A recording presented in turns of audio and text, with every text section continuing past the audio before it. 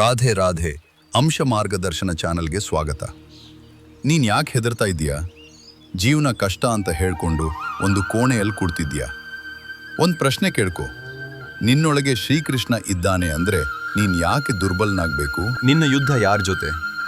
ಜೀವನದ ದೊಡ್ಡ ಯುದ್ಧ ಹೊರಗಿನ ಜನರ ಜೊತೆ ಅಲ್ಲ, ನಿನ್ನೊಳಗಿನ ಆಲಸ್ಯದ ಜೊತೆ, ನಿನ್ನೊಳಗಿನ ಭಯದ ಜೊತೆ, ನಿನ್ನೊಳಗಿನ ನಾನು ಆಗೋದಿಲ್ಲ ಅನ್ನೋ ಧ್ವನಿಯ ಜೊತೆ. ಕೃಷ್ಣನ್ ಹೇಳ್ತಾನೆ, ಮೊದಲು ನಿನ್ನ ಮನಸ್ಸನ್ನ ಗೆಲ್ಲು. ನಿನ್ನ ಮನಸ್ಸು ಸೋತರೆ ನೀನು ಸೋಲ್ತೀಯ. ನಿನ್ನ ಮನಸ್ಸು ಗೆದ್ದರೆ ಜಗತ್ತೇ ನಿನ್ನ ಮುಂದೆ ತಲೆಬಾಗುತ್ತೆ. ಫಲದ ಬಗ್ಗೆ ಯೋಚಿಸಬೇಡ. ನಾವು ಎಲ್ಲರೂ ಒಂದೇ ತಪ್ಪು ಮಾಡ್ತೀವಿ. ಮಾಡೋದಕ್ಕೆ ಮುಂಚೆ ಫಲದ ಬಗ್ಗೆ ಭಯಪಡ್ತೀವಿ. ಆದರೆ ಭಗವದ್ಗೀತೆಯಲ್ಲಿ ಕೃಷ್ಣನು ಸ್ಪಷ್ಟವಾಗಿ ಹೇಳ್ತಾನೆ, ನಿನ್ನ ಕರ್ತವ್ಯ ಮಾಡು, ಫಲದ ಮೇಲೆ ಹಕ್ಕು ಬೇಡ. ನೀನು ಬೀಜ ಬಿತ್ತಬೇಕು, ಮಳೆ ಬೀಳೋದು ದೇವರ ಕೆಲಸ. ಕಷ್ಟಗಳು ಯಾಕೆ ಬರುತ್ತವೆ?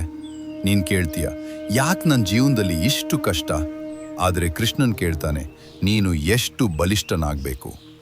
ಕಷ್ಟಗಳು ನಿನ್ನನ್ನು ಮುರಿಯಲು ಬರೋದಿಲ್ಲ, ನಿನ್ನನ್ನು ರೂಪಿಸಲು ಬರುತ್ತವೆ. ಚಿನ್ನ ಬೆಂಕಿಯಲ್ಲಿ ಕರಗಿದಾಗ ಮಾತ್ರ ಅದು ಹೊಳಿತದೆ. ಸೋಲು ಅಂಥದ್ದೇನು? ಸೋಲು ಅಂದರೆ ಅಂತ್ಯ ಅಲ್ಲ, ಅದು ಒಂದು ಸಂದೇಶ. ಇನ್ನೂ ಶ್ರಮಿಸು. ಅರ್ಜುನ ಯುದ್ಧ ಭೂಮಿಯಲ್ಲಿ ಗೊಂದಲಕ್ಕೊಳಗಾದ, ಆದರೆ ಕೃಷ್ಣನ ಮಾತು ಅವನನ್ನು ಎಬ್ಬಿಸಿತು. ಇವತ್ತು ನಿನ್ನನ್ನೇ ನೀನು ಎಬ್ಬಿಸಬೇಕು. ನಿನ್ನ ಧರ್ಮ ಅಂದರೆ ದೇವಸ್ಥಾನಕ್ಕೆ ಹೋಗೋದು ಮಾತ್ರ ಅಲ್ಲ. ಧರ್ಮ ಅಂದರೆ ನಿನ್ನ ಜವಾಬ್ದಾರಿ. ನೀನು ವಿದ್ಯಾರ್ಥಿ ಅಂದರೆ ಓದು. ನೀನು ಕೆಲಸ ಮಾಡ್ತಿದ್ರೆ ಪ್ರಾಮಾಣಿಕತೆ. ನೀನು ಕುಟುಂಬದಲ್ಲಿ ಇದ್ದರೆ ಪ್ರೀತಿ. ಅದೇ ನಿಜವಾದ ಕೃಷ್ಣ ಮಾರ್ಗ. ಭಯ ಬಿಡು, ಭಯ ನಿನ್ನ ಭವಿಷ್ಯ ಕದಿಯುತ್ತದೆ. ಭಯ ಹೇಳುತ್ತದೆ ನೀನು ಆಗೋದಿಲ್ಲ, ಆದರೆ ಕೃಷ್ಣ ಹೇಳ್ತಾನೆ, ನಿನ್ನೊಳಗಿನ ಶಕ್ತಿ ಅನಂತ. ನೀನು ಯಾಕೆ ನಿನ್ನನ್ನೇ ಕಡಿಮೆ ಅಂದ್ಕೊಡ್ತೀಯ? ಇಂದು ಒಂದು ನಿರ್ಧಾರ ಮಾಡು. ನೆಪ ಬೇಡ, ಆಲಸ್ಯ ಬೇಡ, ಭಯ ಬೇಡ. ಈಗಲೇ ಒಂದು ಹೆಜ್ಜೆ ಇಡು.